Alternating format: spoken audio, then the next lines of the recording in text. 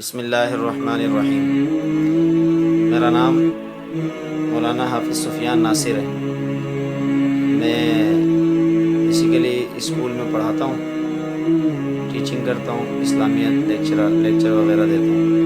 اور اسی طریقے سے میں مدرسے کے اندر بھی ایک استاد ہوں اور طلباء کو ناظرہ قرآن اور حفظ قرآن کی تعلیم فراہم کر رہا ہوں۔ اسی طریقے سے میں شام کے اوقات کے اندر درس قرآن کا اہتمام بھی کرتا ہوں کہ جہاں سے دعوت ہوتی ہے تو وہاں درس قرآن وغیرہ دینے کے لیے میں جاتا ہوں، اور اللہ کے دین کی تبلیغ اور اشاعت کے کام کو بھی سر انجام دینے کی کوشش کرتا ہوں جو میری وسعت میں ہوتا ہے۔ پھر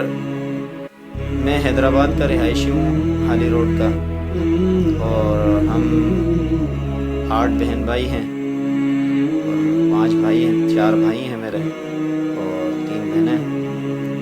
کھانے میں بیسیکلی تو آپ لوگوں کو پتہ ہی ہے کہ حیدرآباد اور کراچی والے بریانی، قورمہ اور یہ گلتی 3 ڈشیں جو ہے اسی کو پسند کرتے ہیں۔ باقی جو فاسٹ فوڈ وغیرہ ہیں یہ وقتی طور پر لوگوں کے سامنے آ چکے ہیں، اسی لیے ان کو کیا جا رہا ہے، لیکن بنیادی طور پر انہی چیزوں کو پسند کرتے ہیں لوگ۔ مجھے بھی یہی پسند ہے، اور زندگی کے اندر میرا مقصد یہ ہے کہ اللہ کے دین کی اشاعت ہو، اللہ کے دین کی محنت ہو، کیونکہ ہم مسلمان ہیں اور مسلمانوں کا بنیادی طور پہ مقصد نہ تو دنیا حاصل کرنا ہوتا نہ کوئی اور مقصد ہوتا ہے۔ دنیا دوسرے درجے میں تو ضرور آتی ہے کہ آپ دنیا کے لیے بھی کوشش کریں کہ ظاہر سی بات ہے اپنے اہل و عیال کو کفالت کرنا، ان کو کھلانا پلانا اور ان کی جو وہ ضروریات ہیں ان کو پورا کرنا، اس میں بھی اللہ رب العزت نے ہمارے لیے آخرت کے اندر ہمارے لیے بہت بڑا اجر رکھا ہے۔ لیکن سب سے پہلے ہماری زندگی کے اندر اسلام ہونا چاہیے، اور اسلام کو فروغ دینے کی جتنی ہماری کوشش ہو سکتی ہے اس کے لیے کرنی چاہیے۔ یہ جد و جہد کو میرا جو مقصد ہے وہ یہ کہ اپنے ارد گرد کے علاقوں میں بھی اس جد و جہد کو جاری رکھا جائے، لوگوں کو بیدار کیا جائے، اور پھر محرم کے موقع پر بھی یہ حضرت حسین رضی اللہ تعالیٰ عنہ کی زندگی سے ہمیں خصوصی طور پر پیغام ملتا ہے کہ دین اسلام کی اور دین اسلام کے پیغام کو جو ہے عام کرنے کی جد و جہد ہم کریں۔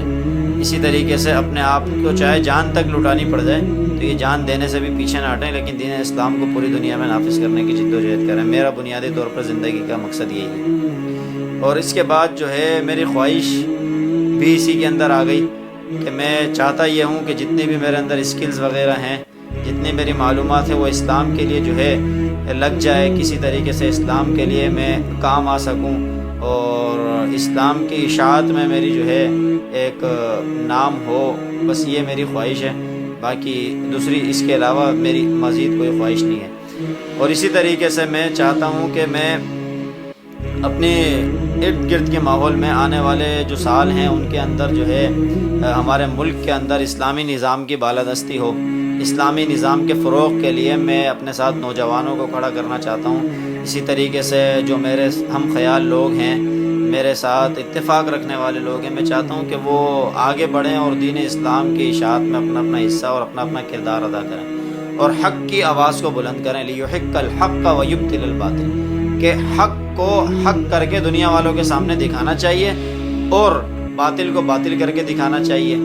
اور اسی طریقے سے اگلی آیت کے اندر اسی میں اللہ رب العزت نے بتایا کہ وَلَوْ كَرِهَ الْمُجْرِمُونَ، جو مجرم لوگ ہیں وہ کبھی بھی پسند نہیں کریں گے کہ بھئی آپ حق کے ساتھ ہو جائیں یا حق کے لیے آواز اٹھائیں۔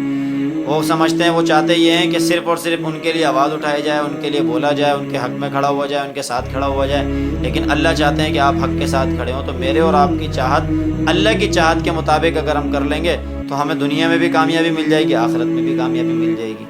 یہی میرا مقصد ہے کہ آنے والے سالوں کے اندر، آنے والے 8-10 سال یا اگلے مزید جو بھی دن آنے والے ہیں، اس میں ملک کے اندر اسلامی نظام کی بالادستی ہو، اور اس کے لیے ہم سب لوگ جد و جہد کریں، تاکہ ہمارا جو نوجوان آج بے روزگار گھوم رہا ہے، ہمارا نوجوان در بدر بیچارہ گھوم رہا ہے، اور اپنے اسکلز کو وہ اس پریشانیوں کی وجہ سے معیشت کی سمجھ نہیں پا رہا، تو وہ اپنے آپ کو نکھار کر سامنے لا سکے، اپنے آپ کو دنیا کے سامنے انٹروڈیوس کرا سکے، اپنے آپ کو پیش کر سکے، تاکہ لوگ اس کو سمجھ سکیں، اور اس کو جہاں اس کی ضرورت ہو وہاں پر اس کو لگا کر اس کی معیشت کو بھی بہتر بنا سکیں۔ اسی طریقے سے میری زندگی کا آئیڈیل اور میرا مقصد نبی علیہ الصلوۃ والسلام ہیں،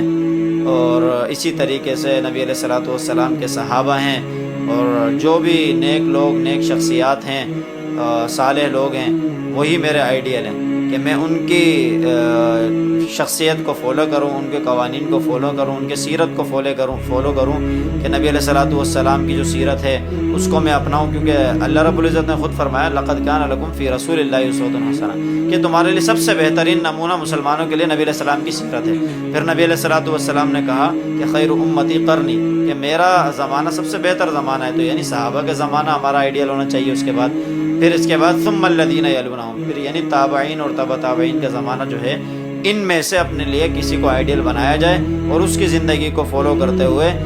اپنی زندگی کو اس کے مطابق گزارا جائے، کیونکہ وہ لوگ جو گزر کے جا چکے ہیں ان لوگوں کی زندگیاں میرے اور آپ کے سامنے موجود ہیں۔ ہم جانتے ہیں کہ ان کی دنیا کیسی گزری، ان کی آخرت کیسی ہونی ہے۔ ہم اپنے یعنی آخرت کا معاملہ تو اللہ رب العزت کے ہاتھ میں ہے، لیکن ان کی دنیا کی زندگی کو دیکھتے ہوئے یہ کہا جا سکتا ہے، امید کی جا سکتی ہے کہ اللہ رب العزت ان کے ساتھ اچھا معاملہ کریں گے۔ تو یہی ہماری بھی جد و جہد ہونی چاہیے کہ ہم اپنا سارا کا سارا ما فی الوسع اللہ کے لیے خرچ کر دیں، اللہ کے لیے قربان کر دیں، اور اسی طریقے سے اپنے سکلز کو، اپنے اندر کی جو چیزیں ہیں ان کو نکال کر لوگوں کے سامنے اجاگر کریں۔ آج ہر نوجوان کو اس بات کی ضرورت ہے کہ وہ اپنے اندر جو سکلز موجود ہیں ان کو باہر نکال کر لوگوں کے سامنے شو آف کریں، تاکہ لوگ اس سے فائدہ اٹھا سکیں اور اس کی معیشت بہتر ہو سکے۔ آج کا ہمارا نوجوان نوکریوں کے پیچھے